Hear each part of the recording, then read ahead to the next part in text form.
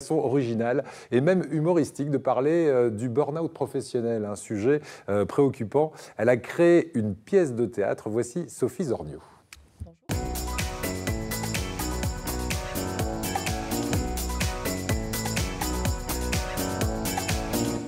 Sophie, votre pièce de théâtre a pour titre un burn-out sinon rien.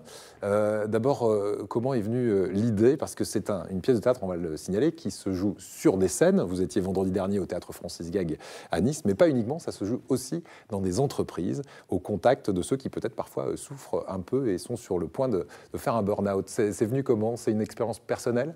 Alors en réalité, oui, nous sommes quatre personnes, quatre femmes, avec un caractère assez percutant, et nous avons chacune d'entre nous travaillé soit dans le monde professionnel de la formation, soit véritablement dans des entreprises dans lesquelles nous avons toutes été confrontées, de près ou de loin, aux risques psychosociaux.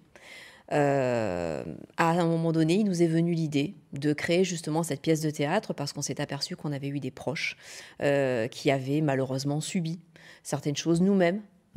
Plusieurs d'entre nous ont subi des risques psychosociaux et il fallait en parler, il fallait démocratiser, j'ai envie de dire un petit peu la chose, parce que malheureusement le burn-out est encore un sujet tabou. Les patrons ont du mal à en parler, les salariés aussi, parce qu'à l'heure actuelle, parler de la dépression, parler du burn-out, d'une envie de suicide, c'est compliqué. On n'ose pas, on se sent faible, on a peur du regard des autres. Donc en effet, nous avons créé cette pièce de théâtre, nous avons écrit les scénettes en partenariat avec une metteur en scène qui c'est ça. C'est un petit peu une succession de sketchs et vous avez décidé aussi de traiter avec humour ce sujet qui est très sérieux encore une fois. Regardez quelques extraits, on se met dans l'ambiance d'un burn-out sinon rien, la pièce que vous avez créée.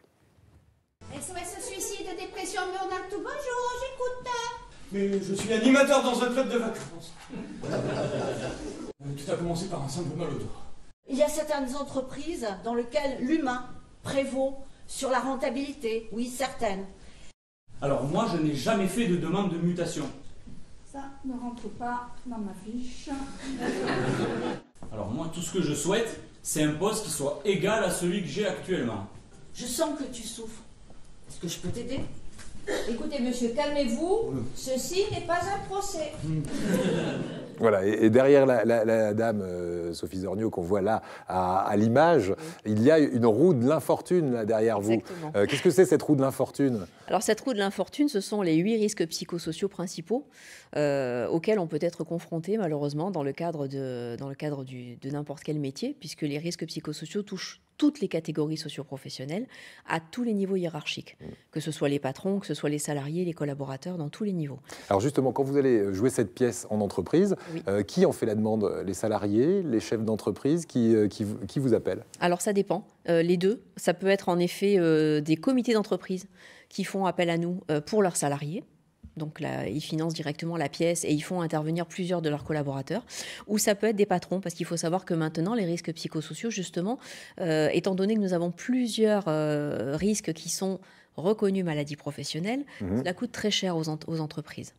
Donc le but est de limiter les arrêts de travail et de faire en sorte de réduire les coûts. Et de libérer la parole. Exactement. Parce que ce qu'on n'a pas dit, c'est que c'est une succession de scénettes où effectivement on peut rire, où on peut parfois se reconnaître ou reconnaître un collègue ou une collègue de bureau. Mais entre chaque scénette, il y a une psychologue qui vient et qui interprète et qui nous explique en gros comment est-ce qu'on aurait pu éviter la situation de crise. C'est ça l'idée? Exactement, c'est exactement ça. Donc c'est vrai qu'elle intervient et qu'elle donne des préconisations. On a choisi volontairement 8 mondes professionnels très différents les uns des autres. Dans l'extrait que vous avez passé, vous avez un club de vacances, parce qu'on a l'impression que parce que les gens travaillent dans des clubs de vacances, ils ne sont pas sujets à ce genre de choses. Or, c'est tout à fait l'inverse. Très peu un animateur de club de vacances. Il y a l'éducation nationale, on est à l'hôpital, on est aussi dans le milieu de la poste, dans le milieu de la restauration et de l'hôtellerie. Donc il y a énormément de domaines dans lesquels les risques psychosociaux sont importants. Ouais. Voilà. Quels sont les retours que vous avez du public? Donc quand vous êtes dans une entreprise encore plus, parce que si on fait appel à vous, c'est peut-être parce qu'il y a des petits soucis dans l'entreprise en question. Retour par exemple, vous me dites d'une personne qui s'est reconnue justement dans la roue des risques psychosociaux qu'on voyait tout à l'heure. Oui, en effet, nous avons eu le cas d'une personne qui est venue nous voir et qui nous a dit écoutez, moi j'ai commencé par un stress, mon stress s'est transformé en lumbago. Après mon lumbago, j'ai fait une dépression. Suite à ma dépression, j'ai fait une tentative de suicide. Donc, voilà, donc il a fait la roue de l'infortune quasiment dans sa totalité. Donc... Et est-ce que ça règle des problèmes? Est-ce qu'une fois que vous êtes passé, quelques semaines, quelques mois plus tard, vous avez des retours, là encore, qui peuvent vous dire, voilà, cette pièce, elle a une utilité? Oui. C'est-à-dire qu'à l'heure actuelle, nous avons la chance d'intervenir dans des entreprises, des grosses chaînes par exemple d'hôtellerie, de restauration, dans lesquelles nous avons pris en main les managers pour pouvoir accompagner ces managers dans la prise en charge des risques psychosociaux, dans la façon de les détecter, de pouvoir en faire de la prévention et de pouvoir les accompagner. C'est-à-dire que, si vous voulez, la plus-value de la pièce et cet outil de travail qu'on a créé nous permet non seulement de libérer la parole, mais de redonner confiance aux personnes qui véritablement font appel à nous, de leur montrer que le problème ne vient pas forcément d'eux et qu'il ne faut pas avoir peur d'en parler. Il n'y a rien qui est honteux, on a le droit de faire appel à quelqu'un, il n'y a pas de honte à ça. Bien au contraire, il faut demander de l'aide. Il ne faut surtout pas avoir peur de demander de l'aide pour éviter d'arriver à des situations particulièrement dramatiques. Et cette pièce, c'est une base pour débloquer les situations, libérer la parole. En gros, c'est ça. Bien, écoutez, bravo, c'est très bien de l'avoir mis sur pied et apparemment, ça tourne bien puisque vous étiez vendredi dernier à Nice, vous serez à Paris et c'est une création niçoise, hein, cette pièce, donc cocorico pour la région. Vous serez à Paris le week-end prochain? C'est ça, tout à fait. Oui, complètement. Et donc, écoutez, on attend de voir les retombées du public parisien, mais voilà, on est très heureux en tout cas de l'impact de la pièce et surtout du retour du public, parce qu'on s'est véritablement aperçu que cette aventure humaine, parce que c'est une véritable aventure humaine et de cohésion d'équipe. Ça tombe bien que vous me parliez de cohésion d'équipe et d'aventure humaine, je rebondis là-dessus. Il paraît qu'une des comédiennes s'est soignée grâce à votre pièce. Oui. Expliquez-nous ça. Oui, pendant que nous étions en train d'écrire les scénettes, une des comédiennes a fait une dépression. Voilà, dans le cadre d'un problème personnel. Elle était en dépression à ce moment-là et elle a voulu lâcher le projet.